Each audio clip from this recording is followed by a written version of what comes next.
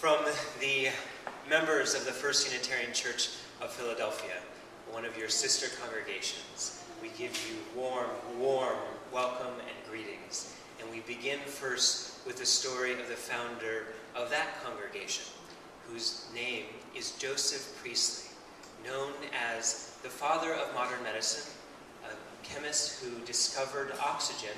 So breathe deeply and say thank you. At one event I said he invented oxygen. Oh. So, for the record, he discovered it. Joseph Priestley, in 1788, gave a sermon opposing slave trade. And within those years, there was increasingly conflict because of his views, including his opposition to the French War. And 6 years later, his house was burned as a result. And then he fled to the United States. And 2 years later, he founded the First Unitarian Church of Philadelphia, the first permanently organized congregation in the United States to name itself Unitarian. For a few years, he was a preacher there, but it was primarily a small fellowship gathered in Center City, Philadelphia, in order to gain strength, in order to gain community through abolitionists that came together to found this church. It was in 1824 that they called a 22-year-old minister, William Furness, who ended up staying there for 50 years. It was just 1 year after he was called there that Laura Towne was born. It is important to note that William Furness deliberately stayed silent about slave trade, about slavery, for 12 years. When his colleague, Channing, in Baltimore, spoke fervently an abolitionist sermon, he silently praised that work, but said he could not yet speak. It was Garrison who actually, just a few blocks from the church, actually established the American Anti-Slavery Society and gave powerful talks about emancipation. And yet, Furness still remained silent for 12 years. In 1836, Furness preached the second abolitionist sermon in America. He did so aware that members of his congregation, including Pierce Butler, owned slaves. Butler owned 300 at the time. As a result of this sermon, his congregation split in half. Members fled. Which leaves me to ask, what kind of message, what kind of sermon do we collectively need to write that would give voice to that oppression which we still remain silent? Now, the goal is not to divide our membership. The goal is to speak truth, to heal, not to harm, to create wholeness, not division. But it took him 50 years in his ministry in order to do that. He had armed guards at his side while he preached, because he was in fear of his life.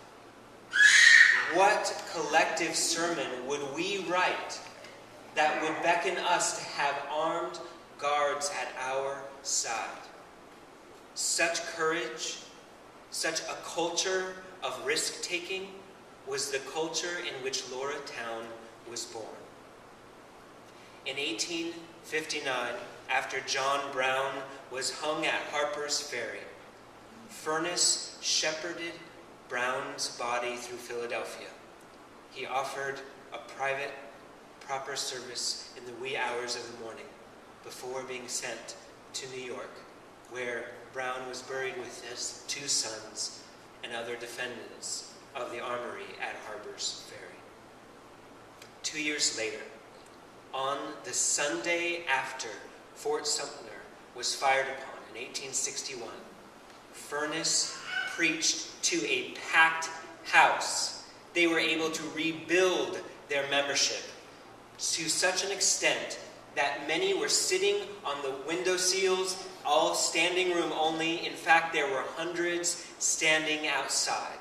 And under the influence of William Henry Furness, Laura Towne became known as one who integrated her abolitionist message into a way of life, into a spiritual practice, one that led her here.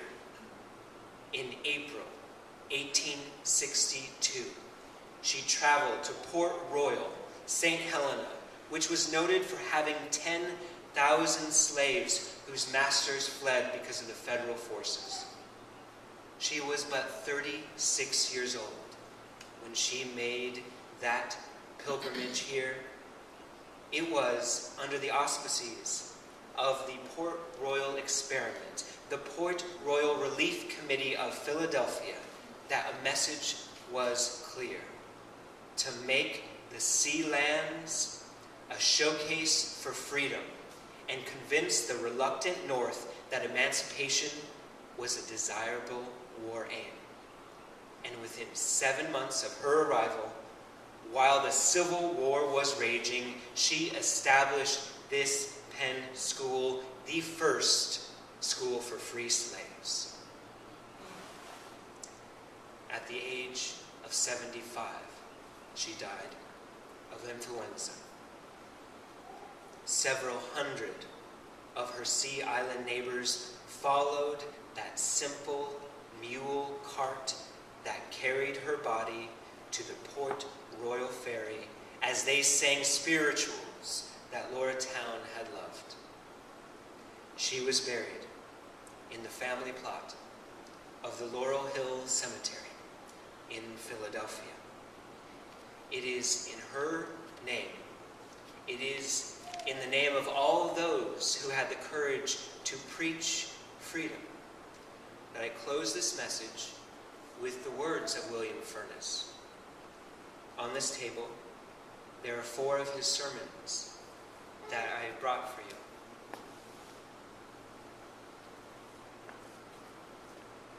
He spoke this one in 1849, the Pennsylvania Anti-Slavery Society message. And as with that, he says, "I do not know, friends, whether you ever grow weary and desponding.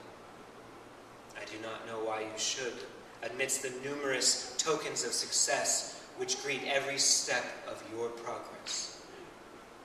But when the heart that has been touched with the sense of the wrongs inflicted upon the slave does grow weary and faint, let it be strengthened anew to its blessed work by the simple consideration which I have tried to make prominent, and that is simply that the cause of abolition is not of man's devising. It is not an invention of human wit, liable, like all human works, to decay and to destroy. It is the cause of truth, of all that is just and humane. Freedom, right, love are not human fictions. They are a prime interest of the universe, the eternal will of God. All nature is constructed for their fluence. May it be true on this day and all the days to come."